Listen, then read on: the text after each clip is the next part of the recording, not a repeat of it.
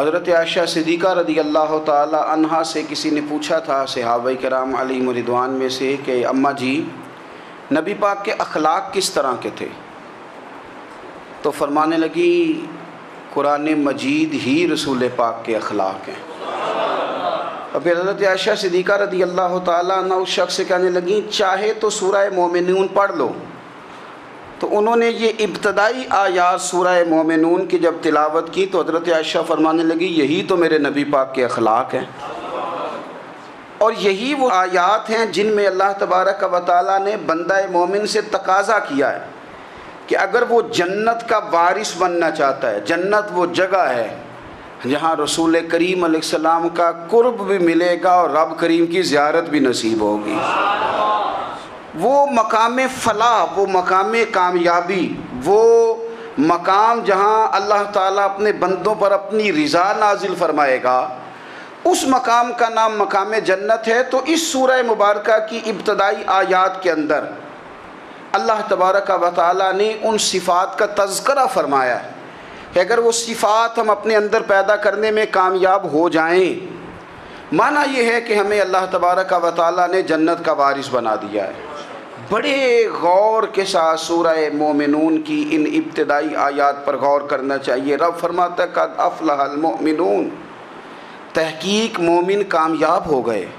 کون سے مومن؟ الذین ہم فی صلاتہم خاشعون، وہ جو اپنی نمازوں میں گڑ گڑانے والے ہیں، خشوع کے ساتھ، عاجزی کے ساتھ، انکساری کے ساتھ، ذوق کے ساتھ نماز پڑھنے والے ہیں۔ والذین ہم عن اللغو معرضون، اور وہ جو بیہودہ باتوں سے منہ پھیرنے والے ہیں، لغویات سے اپنا رخ پھیرنے والے سنجیدہ لوگ۔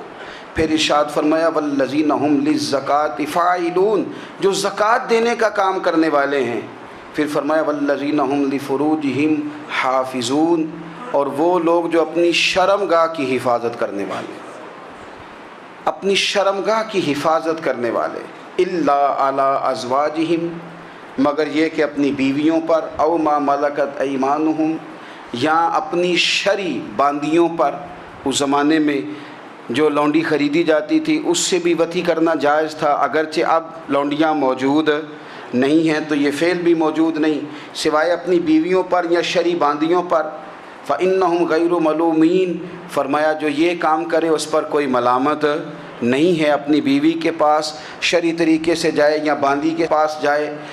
فمن ابتغى وراء ذلك، اور جو آدمی اس کے بعد اس حد سے بڑھے، اس کے سوا کچھ اور کرے جو بندہ، فرمایا فاولئک هم العادون، یہ لوگ حد سے بڑھنے والے ہیں، جو لونڈیوں اور باندیوں کے علاوہ، اپنی بیویوں کے علاوہ کسی اور جگہ گندگی کریں، یہ حد سے بڑھنے والے، حدوں کو کراس کرنے والے لوگ ہیں۔ پھر ارشاد فرمایا والذین هم لاماناتہم وعہدہم راعون، اور وہ جو اپنی امانتوں اور اپنے وعدوں کی رعایت کرتے ہیں، امانتیں ادا کرتے ہیں، وعدے پورے کرتے ہیں۔ اور وہ لوگ جو اپنی نمازوں کی حفاظت کرنے والے ہیں، جن میں یہ خوبیاں آ گئیں، میرا رب فرماتا ہے نماز میں خشوع وضو حاصل ہو گیا، فضولیات سے بچ گئے، زکوٰۃ ادا کرنے والے بن گئے، شرمگاہ کی حفاظت کرنے والے بن گئے، امانتیں عہد پورے کرنے والے بن گئے، اپنی نمازوں کے محافظ ہو گئے۔ اللہ اکبر، قربان جائیں۔ مالک فرماتے ہیں اولئک هم الوارثون، یہی لوگ تو وارث ہیں۔ یا اللہ کس چیز کے؟ فرمایا الذین یرثون الفردوس، یہ لوگ جنت کے وارث ہیں، یہ جنت کے وارث ہیں یہ لوگ۔ ہم فیہا خالدون، اور فردوس سے، جنت سے نکالے نہیں جائیں گے، ہمیشہ ہی جنت میں رہیں گے۔ یہ آیات اللہ کا مطالبہ بھی ہے، یہ آیات صحابہ، اہل بیت، اولیاء اللہ، ان تمام کی سیرت کا عکس بھی ہے۔ اور سب سے بڑھ کر سیدہ عائشہ صدیقہ فرماتی ہیں یہی تو آیات ہیں جنہیں اچھی طرح سمجھ لو گے تو تمہیں مدینے والے کے اخلاق بھی سمجھ میں آ جائے گا، حضور کے اخلاق بھی تمہیں سمجھ میں آئیں۔ بڑے غور کے ساتھ سورہ مومنون کی ان ابتدائی آیات پر غور کرنا چاہیے۔ رب فرماتا ہے قد افلح المؤمنون، تحقیق مومن کامیاب ہو گئے۔ کون سے مومن؟ الذین هم فی صلاتہم خاشعون، وہ جو اپنی نمازوں میں گڑ گڑانے والے ہیں، خشوع کے ساتھ، عاجزی کے ساتھ، انکساری کے ساتھ، ذوق کے ساتھ نماز پڑھنے والے ہیں۔ دیکھیں قرآن نے یہ نہیں کہا شروع میں کہ وہ لوگ اپنی نماز پابندی سے پڑھتے ہیں، بلکہ فرمایا وہ نمازوں میں عاجزی کرتے ہیں، وہ نماز میں خشوع کرتے ہیں، خضوع کرتے ہیں۔ نماز ہم بھی پڑھتے ہیں، ڈھیر سارے لوگ ہیں جن کا یہ مطالبہ ہے کہ میرا نماز میں دل ہی نہیں لگتا۔ پہلی بات تو یہ ہے کہ دل نہ بھی لگے تو نماز پھر بھی پڑھنی ہے، اور دوسری بات یہ کہ دل لگانے کو بھی تو کچھ انسان کے پاس چیزیں ہونی چاہیے نا، کوئی ضروریات ہوتی ہیں۔ سب سے پہلی بات یہ کہ مسئلہ نماز کا نہیں، مسئلہ اہمیت کا ہے۔ آپ نے اللہ تبارک و تعالیٰ کی ذات کی، رب کریم کے جلالت کی جتنی زیادہ اہمیت اپنے دل میں محسوس کر لی، اتنا ہی نماز کی طرف توجہ آپ کی بڑھ جائے گی۔ آپ سادی سی مثال ہے، غور کر لیں، جتنا آپ اپنے استاد کو پروٹوکول دیتے ہیں، جتنی عزت کرتے ہیں، اتنا ہی وقت پہ آپ ان کے پاس پہنچ بھی جاتے ہیں۔ اگر آپ کے دل میں اہمیت نہیں ہے تو آپ ٹال دیں گے، اور جس استاد کی اہمیت ہے اس کے فون کی گھنٹی بجتے ہی فون بھی اٹھایا جائے گا، اور بات پوری مکمل بھی نہیں ہوگی تو کہا جائے گا جیسے آپ کہیں گے، اور جو وقت وہ دیں گے ان سے 10 منٹ پہلے پہنچنے کی کوشش بھی کی جائے گی۔ بس سمجھ لیں دل لگنے نہ لگنے کا مسئلہ نہیں، اہمیت کا مسئلہ ہے۔ آپ جتنی اپنے مالک کی بارگاہ کی اہمیت سمجھ لیں گے، اتنا ہی وقت پہ مسجد آئیں گے، اتنا ہی شوق سے نماز پڑھیں گے۔ دوسری بات، نماز کے ترجمے پہ غور کریں۔ آپ یقین کریں اگر نماز کا ترجمہ ہمیں آ جائے نا تو ہمیں تو یوں لگے کہ ہم تو اپنے مالک کی بارگاہ میں عرض و معروض کرنے حاضر ہوئے ہیں۔ یہ سورہ فاتحہ ہی دیکھ لیں آپ، حضور فرماتے ہیں، رب فرماتا ہے سورۃ فاتحہ آدھی میری ہے آدھی میرے بندے کی ہے۔ جب اس نے کہا الحمدللہ رب العالمین الرحمن الرحیم مالک یوم الدین ایاک نعبد و ایاک نستعین، جب یہاں تک وہ لفظ کہتا ہے تو یہ حصہ میرا تھا۔ اس نے اپنے رب کی تعریف کی، اور جب کہا نا اس نے اہدنا الصراط المستقیم، اب بندے نے التجائیں شروع کر دی۔ اس نے کہا کہ مالک بھی تو ہے، رحمان بھی تو ہے، رحیم بھی تو ہے، عبادت بھی تیری کرتے ہیں تو مدد بھی تو تجھی سے مانگنی ہے نا، اب مہربانی فرمانا اہدنا الصراط المستقیم، ہمیں سیدھا راستہ دکھا دے، صراط الذین انعمت علیہم، ان لوگوں کا راستہ دکھانا جن پر تو نے انعام کیا ہے، غیر المغضوب علیہم ولا الضالین، ان کے راستے پہ نہ چلانا جن پر تیرا غضب ہوا، جو گمراہ ہو گئے ان کے راستے۔ تو نماز میں جب ترجمے پر آپ کا غور ہوتا ہے تو آپ کا تو دل خود بخود لگ جاتا ہے، شوق بڑھ جاتا ہے آپ کا۔ تو اتنی چیزیں ہم زندگی میں یاد کرتے ہیں، تو اگر ترجمہ بھی نماز کا یاد کر لیں اور پھر شوق سے پڑھیں تو آپ یقین کریں طبیعت کھنچی چلی آئے گی۔ ہمارے یہاں کچھ لوگ نماز پڑھتے ہیں پر بڑی لاپرواہی سے پڑھتے ہیں، کبھی ادھر دیکھتے ہیں کبھی ادھر دیکھتے ہیں، کبھی بال سہلاتے ہیں۔ وہ میں نے دیکھا ہے سجدے جا رہے ہیں تو سیانے سیانے بندے کبھی کپڑے کو چھیڑ رہے ہیں، کبھی جگہ کو چھیڑ رہے ہیں۔ میرے نبی کریم صلی اللہ تعالیٰ علیہ وسلم نے فرمایا ان لوگوں کا کیا حال ہے جو اپنی نماز میں نظریں آسمان کی طرف اٹھاتے ہیں، رکوع سے اٹھے تو اوپر دیکھنا شروع کر دیا، کیا حال ہے ان کا۔ اور پھر حضور نے ایک موقع پر تو سختی فرمائی، فرمایا جو نماز پڑھتے اپنی نظریں آسمان کی طرف اٹھاتا ہے وہ باز آ جائے، ورنہ ایسا نہ ہو کہ رب اس کی آنکھیں ہی چھین لے، وہ باز آ جائے اس کام سے۔ خشوع کے ساتھ نماز پڑھے، عاجزی کے ساتھ نماز پڑھے، اس کا دل لگا ہوا ہو نماز کے اندر۔ میرے نبی پاک صلی اللہ تعالیٰ علیہ وآلہ وسلم کے غلام حضرت انس بن مالک رضی اللہ تعالیٰ عنہ فرماتے ہیں کہ رسول پاک صلی اللہ علیہ وسلم نے مجھ سے فرمایا تھا کہ بیٹے نماز میں ادھر ادھر دیکھنے سے بچو، کیونکہ فرمایا نماز میں ادھر ادھر توجہ کرنا یہ بندے کو ہلاک کر دیتا ہے، ہلاکت ہے اس میں اگر تم نے ادھر ادھر توجہ کی۔ نماز تم مالک کی بارگاہ میں کھڑے ہو اور تم دیکھ ادھر ادھر رہے ہو۔ تو ایک تو نماز عاجزی کے ساتھ، پھر فرمایا والذین ہم عن اللغو معرضون، وہ لوگ جو فضول باتوں سے، لغویات سے اپنا منہ پھیر لیتے ہیں، فضولیات سے۔ ہمارے ہاں نا بہت سارے لوگ ایسے ہیں جو بلا وجہ ان چیزوں میں دلچسپی لیتے ہیں جو ان کے مطلب کی نہیں ہے، ان کے مطلب کی مطلب آپ کسی سے ملنے کہتے ہیں کیا حال ہے؟ ٹھیک ہے جی۔ بچوں کا کیا حال ہے؟ ٹھیک ہے۔ بچے کتنے ہیں؟ تو بھئی آپ کو جب پتہ ہی نہیں تھا کتنے ہیں تو حال کیوں پوچھا آپ نے؟ آپ کرتے کیا ہیں؟ آپ کا بڑا بھائی کیا کرتا ہے؟ چھوٹا بھائی کیا کرتا ہے؟ ابا جی کیا کرتے ہیں؟ بھئی آپ کے مطلب کی بات نہیں، آپ مطلب کی مقصد کی بات کریں، بے مقصد باتوں میں الجھنے کی ضرورت نہیں ہے۔ دیکھیں، اپنا ادارہ میں چلاتا ہوں، اپنا گھر آپ چلاتے ہیں، اپنی ڈیوٹی آپ کرتے ہیں، آپ کو زیادہ بہتر پتہ ہے کہ آپ اپنا گھر کیسے چلا رہے ہیں، مجھے زیادہ بہتر پتہ ہے کہ میں مدرسہ مسجد، مجھے زیادہ بہتر پتہ ہے اس کے اندر کون سی اصطلاح کس طرح کرنی ہے، یہ مجھ سے زیادہ بہتر کوئی بندہ جانتا نہیں۔ اب ہم کیا کرتے ہیں، جب ہم دوسرے کے کام میں مداخلت کرتے ہیں تو دو نقصان ہوتے ہیں، ایک تو اس کے ساتھ ہمارا رائے کا اختلاف ہو جاتا ہے، اور دوسرا ہمارے اپنے بہت سارے کام رہ جاتے ہیں، کیونکہ ہماری توجہ ہی دوسرے کی جانب تھی، اپنے بڑے سارے کام رہ جاتے ہیں۔ اس لیے بہت ساری ایسی چیزیں ہیں جن میں بلا وجہ کوئی مقصد نہیں۔ ہم پرانے لوگوں سے باتیں سنا کرتے تھے، ہمارے بزرگ کہا کرتے تھے جڑے پنڈ جانا نہیں، جڑے پنڈ جانا نہیں اودہ راہ پوچھنے دی کی لو۔ لغویات میں نہ الجھیں، فضولیات میں نہ الجھیں، یعنی ٹو میں رہنا، ٹو میں۔ آپ یقین کریں، میں نے پرسنلی طور پہ اس چیز کو محسوس کیا ہے کہ ہمارے بہت سارے اہم حقوق صرف اس لیے مس ہوتے ہیں کہ ہماری اپنے سے زیادہ توجہ سامنے والے پہ ہوتی، سامنے والے۔ میں نے دیکھا بڑے بڑے عجیب سوال اور بڑے بڑے انوکھے سوال، مطلب یہ کہ اتنی لمبی چوڑی، اور لوگوں کو بڑا پتہ ہوتا ہے یہ فلاں آدمی جو ہے اس کے بچے کتنے ہیں، وہ بیاہ کہاں پہ ہیں، کس کس علاقے میں ان کی شادیاں ہوئی ہیں۔ اتنی تفصیلات کی ہمیں ضرورت نہیں ہے، ہم سے تو ہمارے بارے میں پوچھا جائے گا، تو ہمیں اپنا معاملہ بڑا صاف ستھرا۔ دیکھیں کیا سونی بات کی مدینے والے رسول نے، قربان جائیں حضور کے جملوں پر۔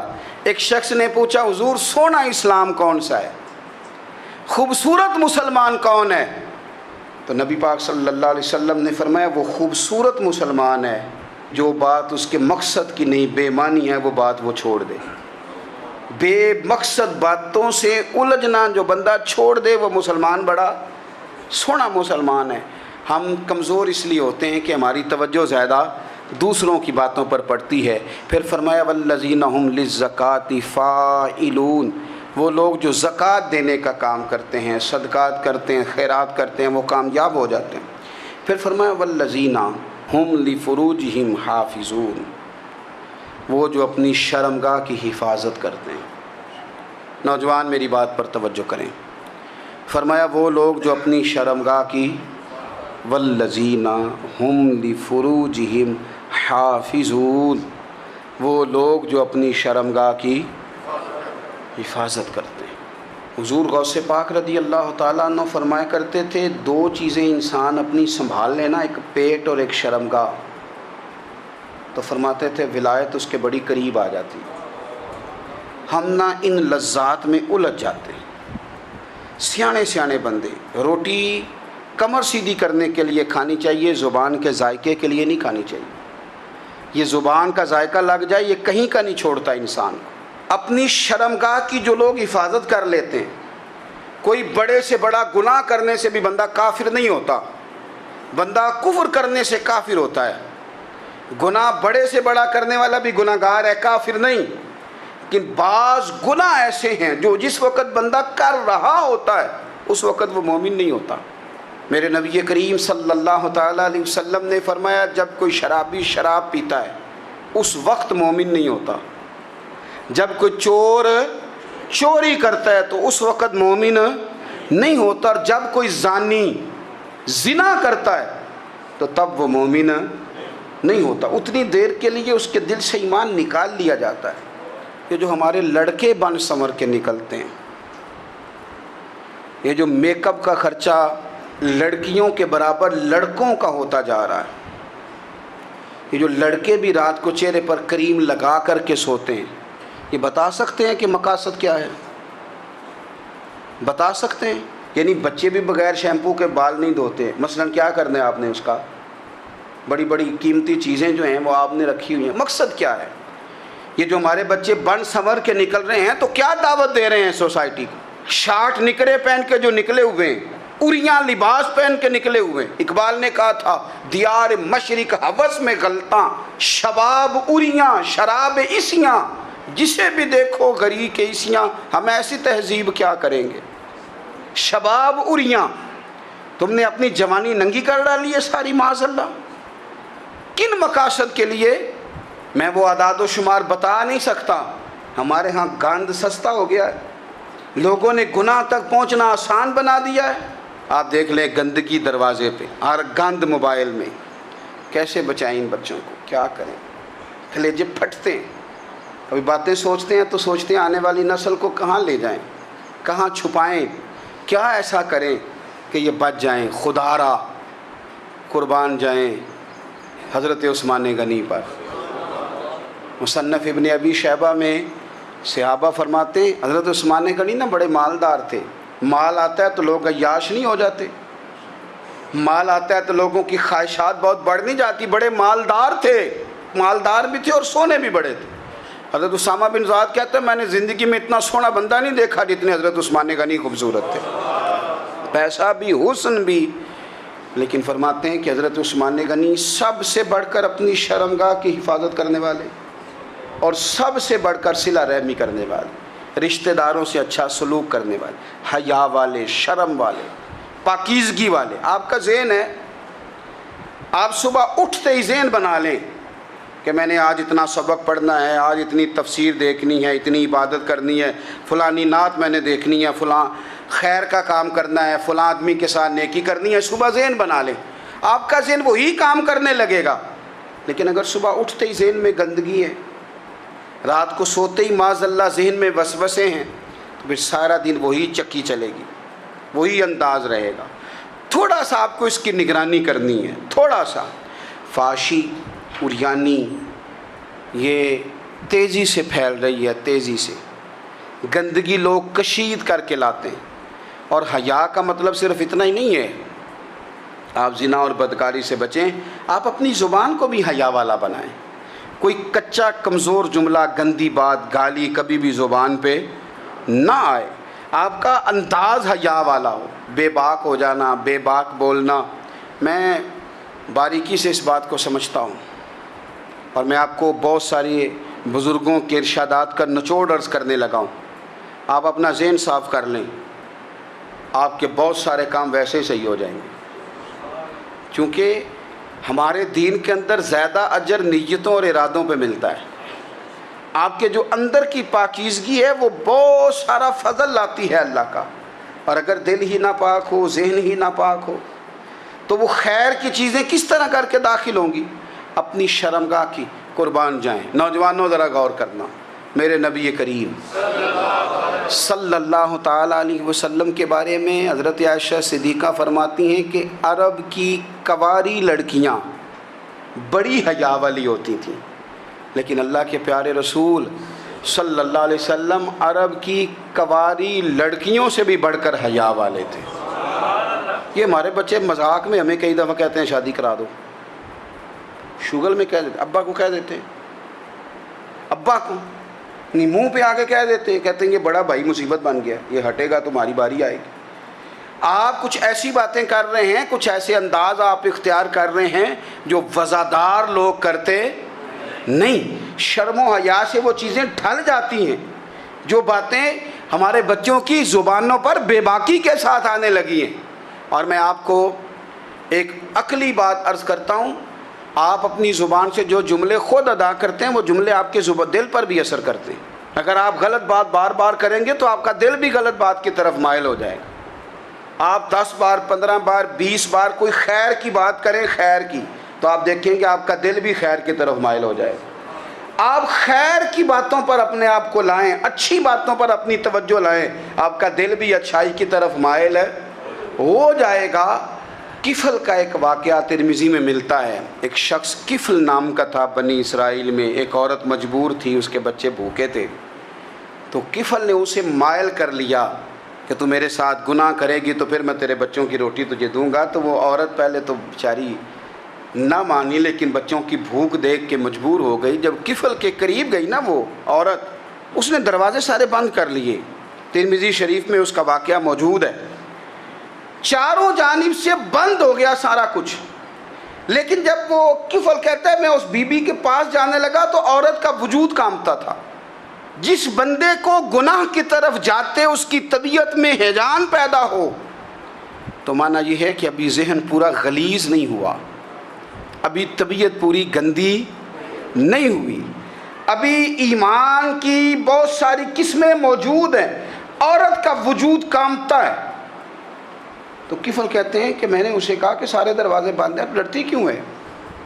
تو کہنے لگی ڈرتی اس لیے ہوں کہ سارے دروازے بند نہیں ہوتے, ایک دروازہ کھلا ہے اور وہ دروازہ رب قدیر کا دروازہ ہے, اسے کیسے بند کیا جا سکتا ہے؟ تو کہتے ہیں جب اس نے یہ لفظ کہے تو مجھ پر بھی بات کا اثر ہوا, مجھ پر بھی. تو میں نے کہا کہ اگر تو عورت ہو کہ رب سے اتنا ڈرتی ہے تو مجھے تو اس نے مرد بنایا ہے, تو مرد تو ہوتا ہی وہ ہے جو اپنے آپ پر کنٹرول کر سکے. تو اب نہ معاملہ آگے جائے گا, اب یہاں بات رکے گی نہیں, جا میں تجھے آزاد کرتا ہوں. عورت گئی, اس نے توبہ کی کفل نے, اور رات رو کے کہنے لگا مالک آج میں نے توبہ کی ہے تو میرے اوپر مہربانی کرنا, میری توبہ ٹوٹنے نہ پائے. رات اس نے توبہ کی, رات ہی انتقال ہو گیا. لوگوں کو پتہ تھا بڑا بے حیا ہے, بد کردار ہے, گناہ گار ہے, شاید لوگ اس کا چہرہ دیکھنے بھی نہ جاتے, پر مالک کریم ہے نا. حضور فرماتے ہیں سویرے اس کے دروازے پہ لکھ دیا اللہ نے, لوگوں رب نے کفل کے سارے گناہ معاف کر دیے ہیں, اس کے دروازے پہ لکھ دیا گیا. جب آپ اپنی حفاظت کرنا چاہتے ہیں تو اللہ پھر اسباب بھی پیدا کر دیتا ہے. اپنی شرمگاہ کی, اپنی نظر کی آپ خوب حفاظت کریں. اور میں آپ کو ایک بات عرض کروں, ایک بندے کے باحیا ہو جانے سے نا, ایک بندے کے ٹھیک ہو جانے سے اس کے دائیں بائیں بے شمار لوگ ٹھیک ہو جاتے ہیں. نہ چاہتے ہوئے بھی آپ کی نیکی کا اثر آپ کے دوستوں پہ پڑتا ہے, نہ چاہتے ہوئے.